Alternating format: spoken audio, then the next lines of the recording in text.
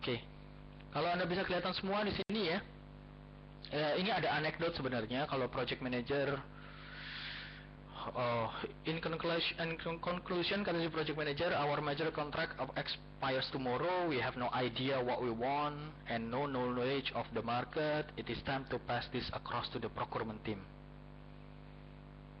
Jadi si project manajernya dia nggak tahu scope-nya, dia nggak tahu mesti melakukan apa. So push this to procurement. Oke. PMBOK sangat against itu, dan di dunia industri umumnya juga kalau Anda kebetulan sitting sebagai project manager, ini akan affect performance Anda. Karena kalau Anda selaku project manager aja tidak tahu in detail mengenai si project tersebut, umumnya procurement juga tidak akan tahu.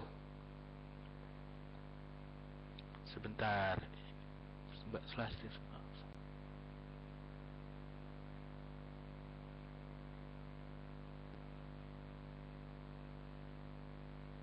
Oke.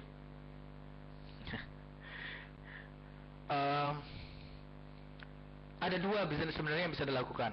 Kalau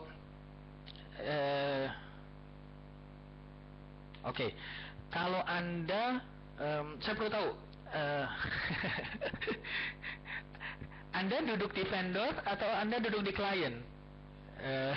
Sulastri, vendor ya. Oke. Kalau Anda duduk di vendor, it's a tricky part sebenarnya menurut saya. Di semua kontrak umumnya pasti akan ada dispute clause.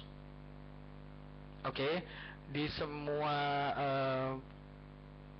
semua agreement juga biasanya mengenal yang namanya amicably settlement. Umumnya di kontrak itu disebut dengan namanya, sebentar.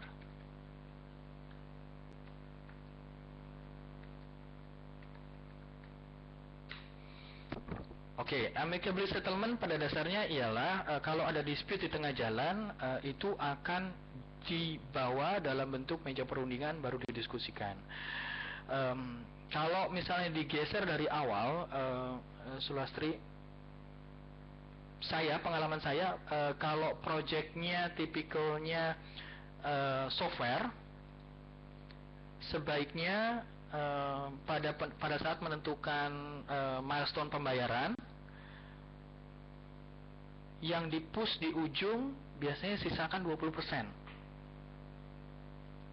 Pengalaman saya seperti itu. Jadi kalau software kan ada beberapa ya, bisa pakai SDLC. Jadi pada saat desain submit Anda bisa minta 30%, lalu ketika user acceptance test Anda hanya sisakan 20%. At least kalau ada kesulitan membayar dari awal biasanya terlihat kan. Oke.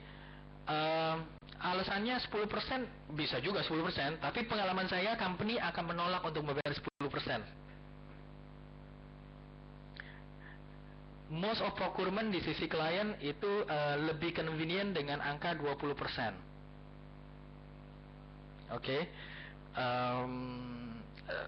Bergantung sih sebenarnya, bergantung pada project value, bergantung pada jenis industri, bergantung pada tipikal yang Anda deliver ke klien. Semakin critical aplikasi yang Anda deliver ke klien, in term of value ya, value production support maksud saya. Artinya gini, kalau Anda vendor aplikasi core banking, itu bisa dibilang umumnya pihak banking akan, dalam tanda kutip ya, akan biasanya lebih follow directionnya pihak vendor.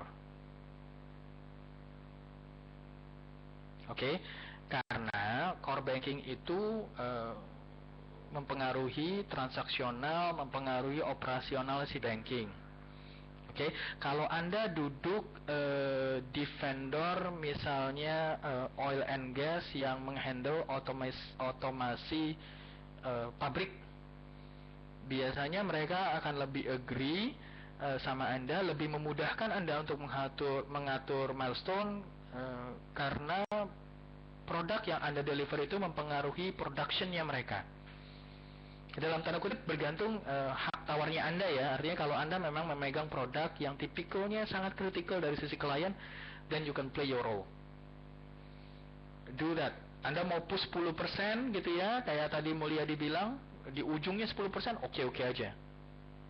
Mereka pasti nurut. Tapi yang jadi masalah biasanya kalau aplikasi yang Anda buat itu atau project yang Anda deliver sifatnya hanya suportif. Kalau Anda di software house, Anda hanya buat reporting modul misalnya. Itu biasanya tidak impact core operations. Oke, nah itu biasanya agak tough menurut saya. Di luar dari milestone yang mesti Anda perhatikan juga, umumnya beberapa perusahaan mereka ingin untuk bisa punya yang namanya retention. Retention itu biasanya akan dikaitkan dengan maintenance.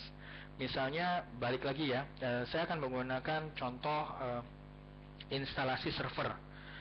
Instalasi server biasanya dia akan dibagi menjadi 50% di muka.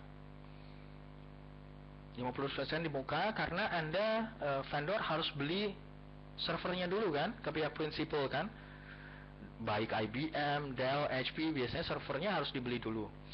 50% itu di muka. 20% berikutnya ketika instalasi sudah dilakukan.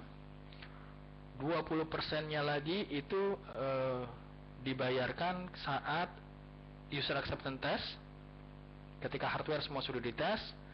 Lalu biasanya pengalaman saya, company-company kayak Pertamina, company-company kayak Shell, mereka akan minta 10% sisanya itu dibayarkan 1 tahun setelah handover. Mereka sebut itu sebagai retention, untuk make sure bahwa seluruh hardware yang Anda sudah implement itu berjalan penuh selama 1 tahun. Kalau ada problem, Anda masih tetap support. Kalau mereka minta maintenance, Anda masih tetap kirim engineer. 10%-nya dibayar 1 tahun setelah handover date. Oke, so bisa banyak menurut saya terminologinya. Jadi kalau suggestion saya ke Sulastri, kalau kasusnya sudah happen seperti itu, dibawa ke polisi, mungkin tergantung kali ya, apakah apakah ini regular customer Anda. Kalau ini regular customer Anda, mungkin bisa jadi bukan langkah yang bijak, karena Anda pasti nggak akan mungkin dapat project lagi dari mereka. Tapi kalau ini project one time, Anda nggak expect additional project, dan value-nya memang besar, go ahead. Untuk Gabriela, ya betul. 10% itu tuh pegangan perusahaan. Biasanya disebut dengan retention fee. Ada 10%, 5%, bergantung besarannya. Oil and gas biasanya akan retain 10-5%. Banking umumnya tidak kenal 10%. Mereka biasanya tidak kenal retention fee karena mereka maintenance-nya tuh minta tetap di quote pada saat yang bersamaan.